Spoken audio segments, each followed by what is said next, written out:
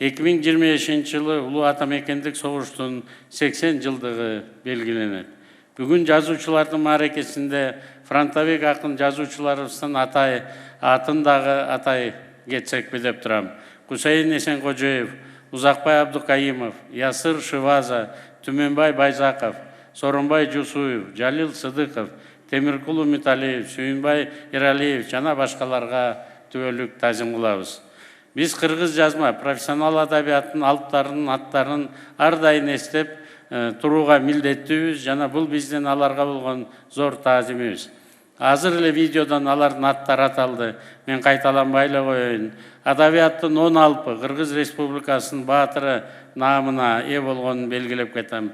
Айрыкча Чыңгыз Төрөкуловичтин ысымы менен кыргыз адабияты дүйнөлүк деңгээлге көтөрүлгөнүн баса белгилеп кетип атасыздар. Ошол эле учурда ушул жерде отурган акын жазуучулардын ичинен келечектеги чыңгыздар турганын дагы тана албасак керек. Ар бириңиздерге чыгармачылык эргүүлөрдү каалайбыз.